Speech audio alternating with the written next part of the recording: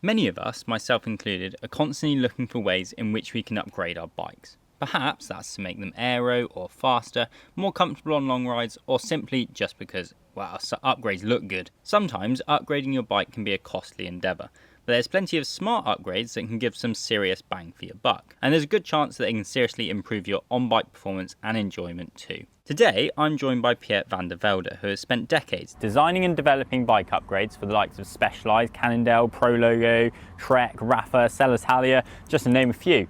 These days, he has free reign over what components he creates as founder of Netherlands-based premium bicycle parts brand Ere Research.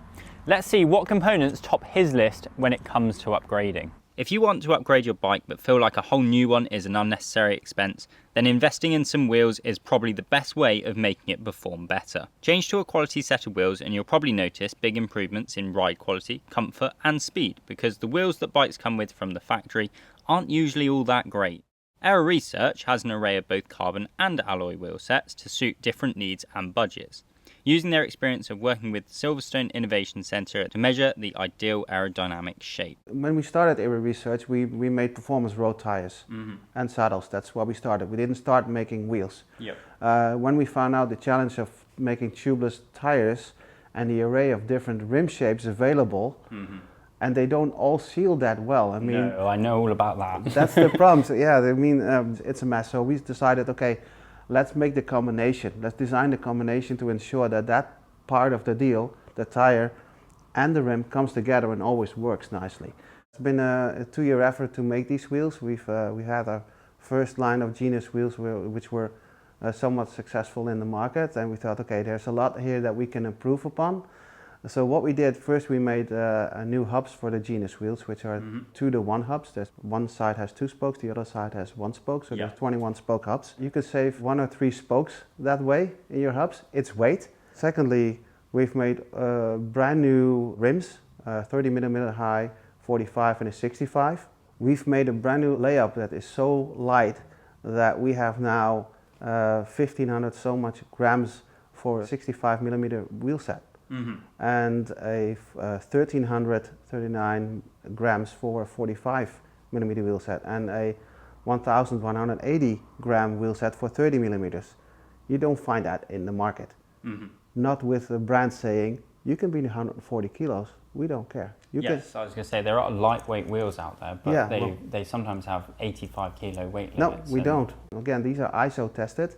We have them in 2 variations. We have a carbon spoke version, and we have a steel spoke version. Most carbon spokes are rolled spokes, right? They're sheets of carbon, they are rolled together, put in a mold, they are baked, and that's it. The downside of making spokes that way is that there's no pre-tension in the spoke. Now steel can take that, but carbon, you change the structure because of tensioning it, is a little bit tricky. We make them on a pultrusion machine, and it goes through a bath of resin, and then it goes into the mold. The mold closes and the spoke is baked under tension. So now when you put the spoke into the wheel, there's no change in structure of the spoke. On the center of the spokes we made an anti-crash safety material called Xylon. Yeah, go on then. What is this? Because it's completely new to me. Xylon is like a super Kevlar. If there's a crash in a Formula 1 car, the front and rear wheels, sometimes they break off, the wishbones break and they dangle, right?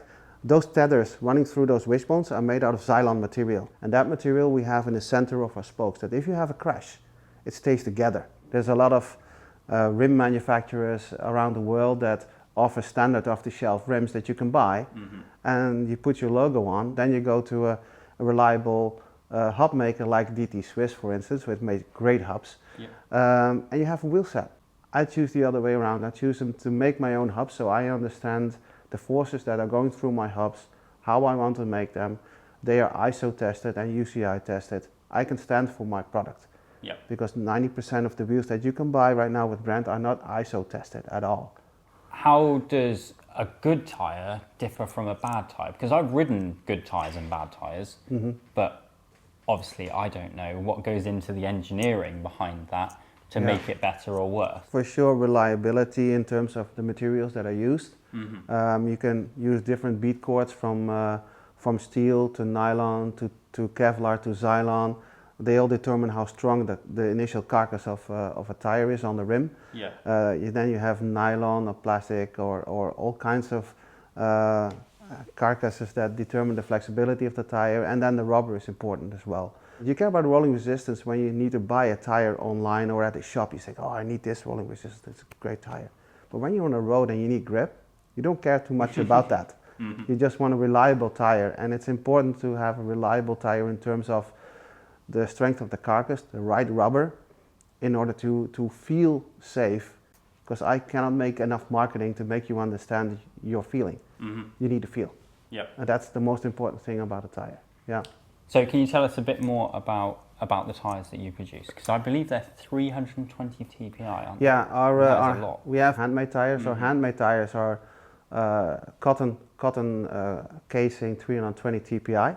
What we did was we used carbon X, which is the new particle made by the University of Delft, and it fuses actually with the rubber, and by fusing it becomes one new material instead of mixing two materials. Mm-hmm. What that does is it makes elasticity of the rubber much longer, which means that if the elasticity properties are better, you have more grip because your grip levels on rubber go up. Okay. You also have more puncture persistence, so less flats, because it takes longer for something to penetrate the rubber.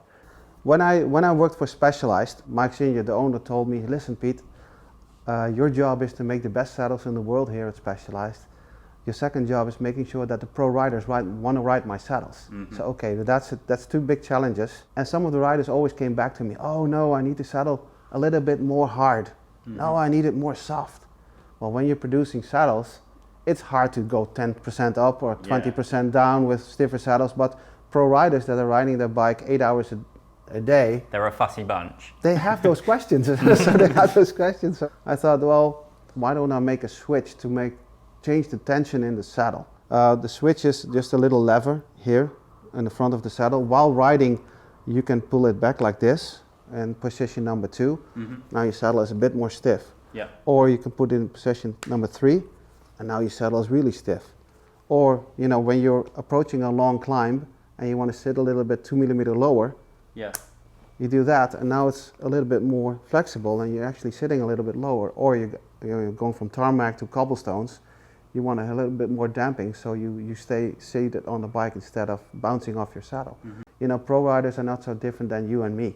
The level seriously, the level of problems that they have, I see in everyday riders as well. Mm-hmm. Because you might be completely different in terms of where your arteries or your nerves go inside of your pelvis, or the thickness of your muscle, or the thickness of your other soft tissue. It's completely different by everyone. So that's why saddle fit and bike fit is so extremely important to avoid injuries. The cutout shape is there to give you relief pressure on your soft tissue. Mm-hmm. Funny story about that. When I created the Pro Logo saddles in the beginning, we never thought about saddles with a hole. Mm-hmm. That was something back in the day, and now 15 years ago, that's something that Specialized did. But all the other companies and even Italian companies didn't do that. They said, a saddle with a hole, that's stupid. we don't need that, right? Let Specialized do that. So when Specialized hired me, when I was leaving Pro Logo, even I was skeptical. So why do you need that? Then the product manager said, well, Piet, do me a favor, take that Pro Logo saddle off your bike and put this toupe saddle with a hole in it, okay? And ride it for a week and tell me what you feel. I rode it for a week, saddle with a hole. I came back to him and said, well, I don't feel anything different. He said, that's correct. So now put your Pro Logo saddle back on, the closed saddle. Mm-hmm. All of a sudden it's like, oh, I feel pressure now. Yeah. That's the big difference. So you're taking away something that's not there. Mm-hmm. So, but if you go back and you put it back, you feel it all of a sudden. There's a lot more engineering goes into a little thing like that. This, yeah, that's because than you might initially think. We were irritated about what was available to us. So go on then. What is better about this valve? What's better about this valve is that it has a slit in the middle, mm-hmm. right? So if you're using inner liners in the tire, right? Some people do that. Right now you're not closing off the valve, mm-hmm. right? There's still room to disperse the sealant. That's one thing, it's important.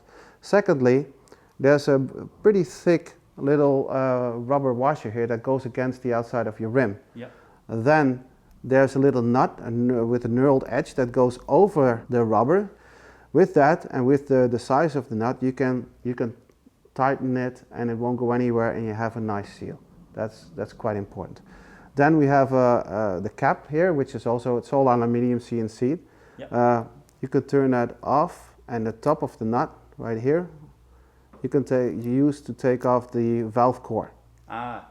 It's a small thing, but it can be a great hassle if you don't have the right one. And you don't want that because your buddies are waiting on the road for you to fix the tire. It's like, hey, come on, man. You know, we need to be home for beer and sausages, so come on. A lot of people make syringes and all that stuff. I've had a syringe with counter pressure blow up in my face. That was my moment of no. Actually, I was doing it in the office, and my colleagues had the best morning ever. How does a good tire sealant work? How should it work? The problem with the early sealants was that they had a lot of latex in them to make the sealing properties work. Yeah. They had toxins in them like ammonia and other nasty stuff that you really don't want to get on your hands or inhale.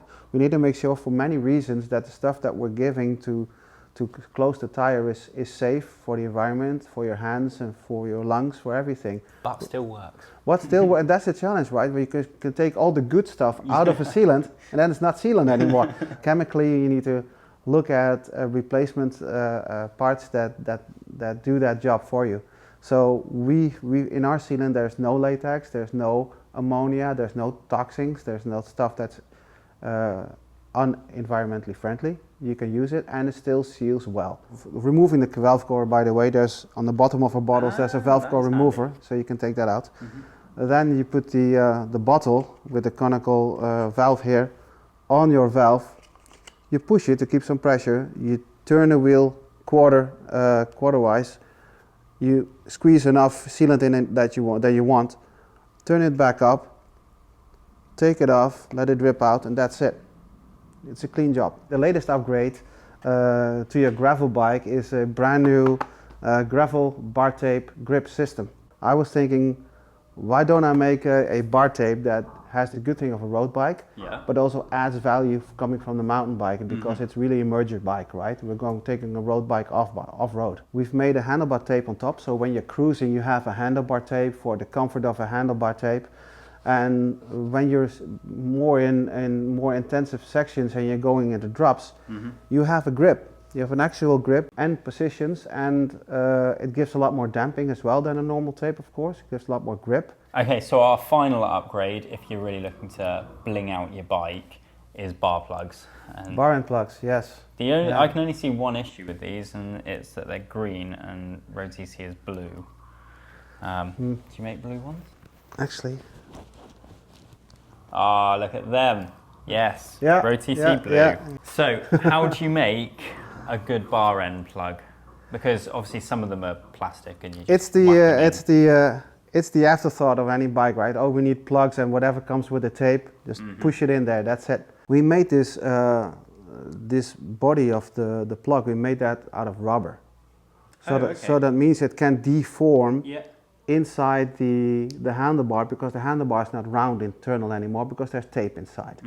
So now this can be like this or this way, but the plug face always is straight on your handlebar tape. Plus it's secure and you don't lose it. And if you can choose different anodized colors, even better. Even better, so yeah. Each upgrade we've shown you here targets a specific aspect, and collectively they could transform your bike. So what's your next bike upgrade going to be? Let us know in the comment section below. You can check out the full Ere Research range using the link in the description, and if you found this video interesting, then please give us a like and subscribe to the channel. We'll see you next time, perhaps with some new bike upgrades.